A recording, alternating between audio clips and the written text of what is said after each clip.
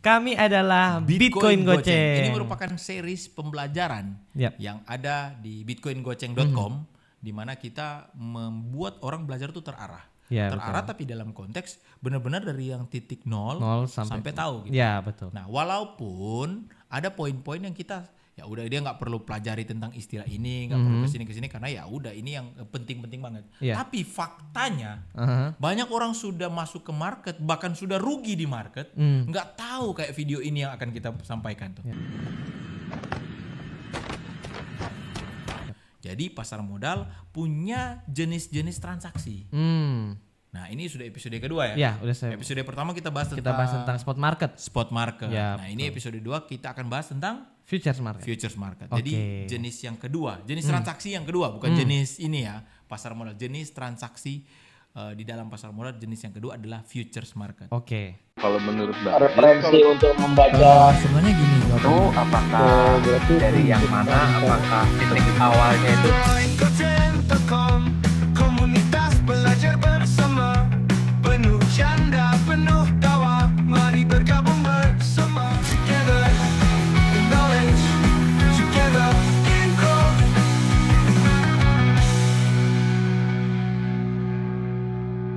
Nah, kemarin nih kan saya mendengar kalau misalnya spot hanya bisa beli sama jual. Kalau misalnya di futures bisa jual tanpa belum ada barang. Walaupun belum ada barangnya nih.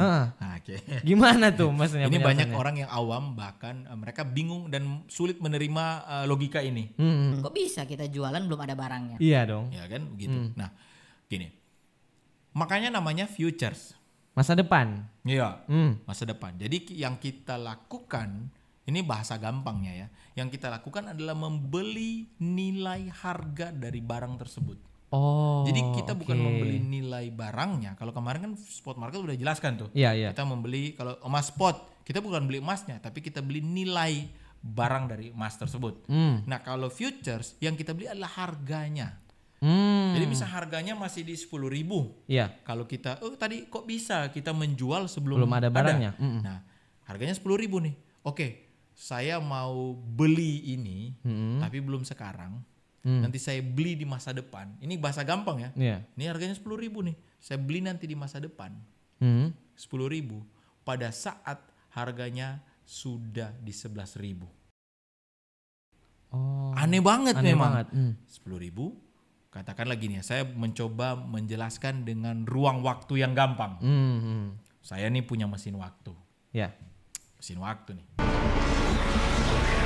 Harga sekarang 10.000 handphone ini, kamu pegang. 10.000. Kemarin di video pertama 1 juta kok jadi 10.000. 1 juta lah ya. Handphonenya turun harga gitu. Belum selesai menjelaskan sudah terjadi kayaknya inflasi. KW ini bungnya.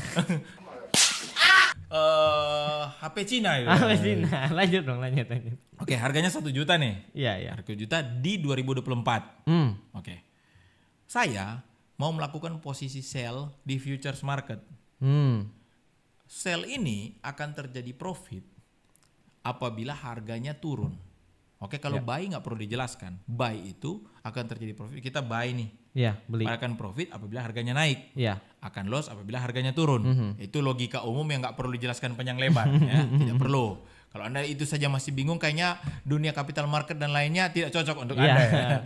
Tidak cocok karena Anda membeli menjual aja bingung gitu. Cuma ngerti bye-bye. Buy-nya nggak tahu bye-bye. Ya. Hasta la vista, baby. Nah, lanjut. Itu kalau posisi buy. Kalau posisi sell, kenapa saya bisa mengambil posisi sell walaupun belum ada barangnya? Contoh, ini di tahun 2024. Ini contoh dalam timeline ya. Kenapa saya gambarkan ini? Nah, 2024 harga handphone ini 1 juta. Saya dengan segala analisa yang saya punya, saya tebak nih akan turun nih harganya. Tebak nih? Ya, tebak. Di tahun 2025. Kan tadi ini kan 2024. Tapi saya akan mau membeli 2025. Oke? Nah, pada saat 2025 nanti, saya akan menjual handphone ini. Jadi saya ini punya mesin waktu katakannya. Masih punya mesin waktu. Saya pergi ke tahun 2025 dengan mesin waktu. Ya, dengan mesin waktu saya ke 2025. Dan saya lakukan jual handphone ini kan 1 juta nih. Iya, 2024. 1 juta nih. Saya pergi ke 2025 dan saya jual handphone ini dengan harga 500.000. Berarti udah turun tuh. Iya. Luar. Jadi jual ya. Terus kamu belinya kapan? Kok bisa jual? Nah, Ya kan? iya. On the way menuju ke ini saya bakal kasih bahasa gampang ya. Padahal gak segampang ini tapi ini bahasa gampangnya. On the way dari pernah nonton film Flash ya? Pernah. Waktu dia masih jalan begini ya. On the way-nya itu saya membeli handphone ini. Oh, oke. Oke. Saya membeli handphone ini. Oke.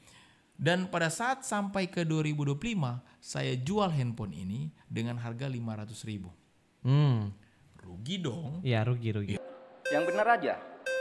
Rugi dong. Ya dong kok on the way-nya berarti kan handphonenya di tahun 2024 1 juta. Iya. Menuju ke 2025 500.000. 500.000. Turun nih. Turun. Kok saya profit? Harusnya kan rugi. Kok bisa posisi sell itu profit? Harganya turun. Gini Bapak Ibu.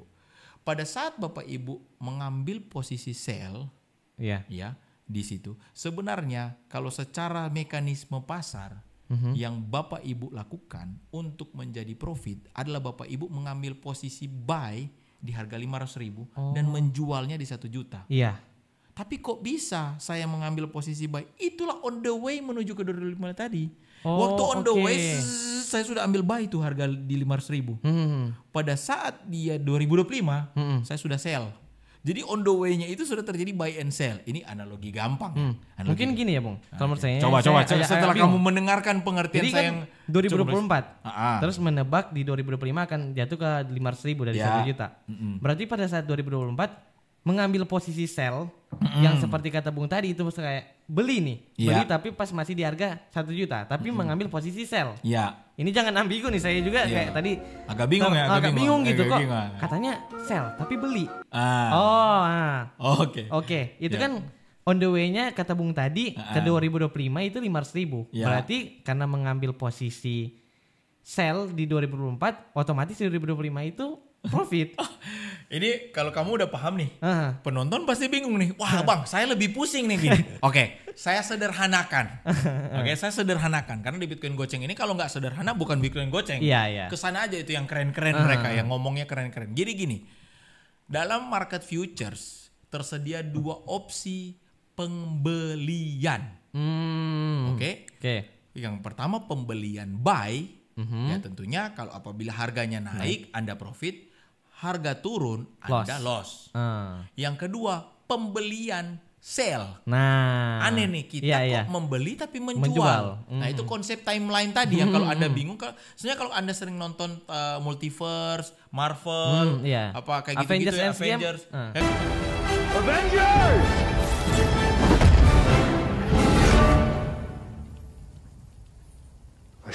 Kayak gitu yang berhubungan dengan timeline, Anda akan paham. Tapi ya udahlah, pasti ada yang nggak nonton kan. Iya. Jadi yang pembelian kedua pembelian sell. Apabila Anda beli sell, posisi sell. Jadi yang Anda beli adalah posisi. Sell.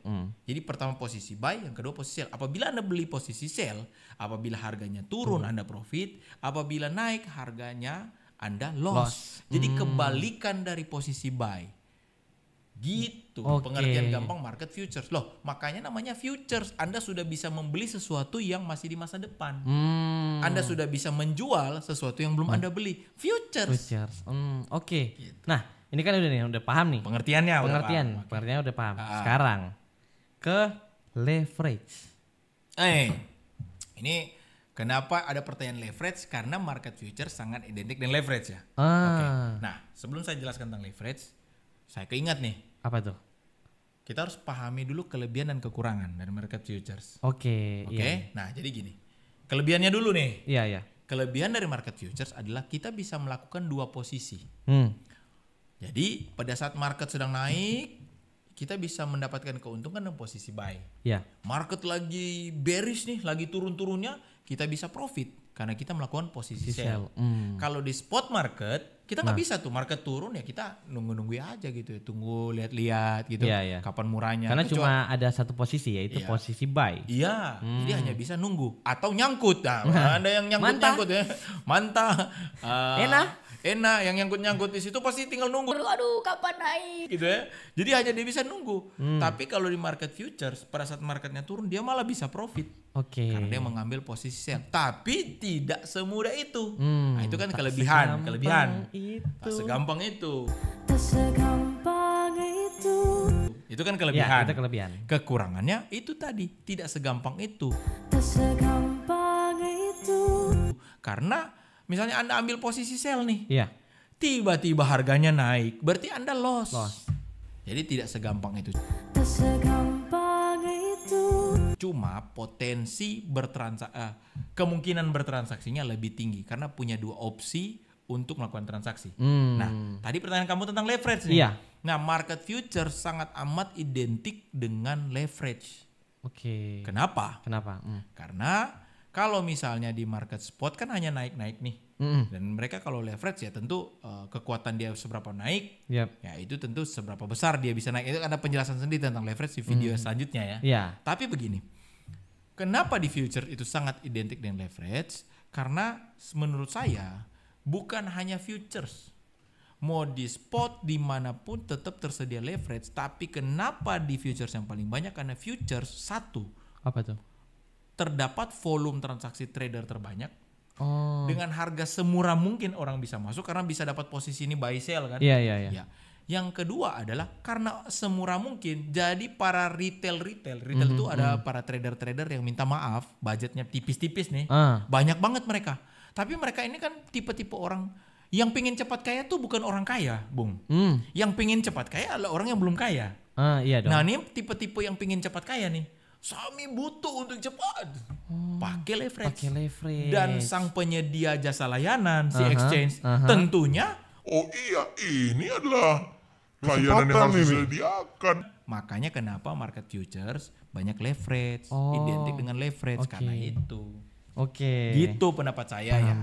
Dan itu yang selalu saya ajarkan. Dan perlu garis dibawahi untuk menutup video ini ya, bahwa Anda bisa bertransaksi futures, tapi pastikan tidak menggunakan leverage. Saya adalah orang yang sangat anti dengan leverage karena secara pribadi, secara kehidupan finansial pun saya sangat anti dengan pinjaman. Leverage itu adalah Anda meminjam uang terhadap exchange. Nanti ada videonya. Tapi yang pasti saya tidak menyarankan Anda untuk menggunakan leverage. Apalagi yang baru menonton video ini dan Anda baru paham tuh. Berarti masih pemula nih. Jangan. Oke lah. Sekian untuk episode kali ini. See you in the next episode. Bye-bye. Together in growth, together in growth.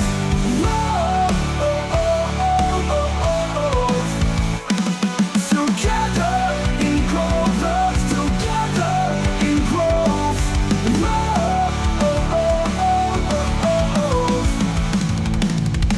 Terima kasih sudah menonton live kami.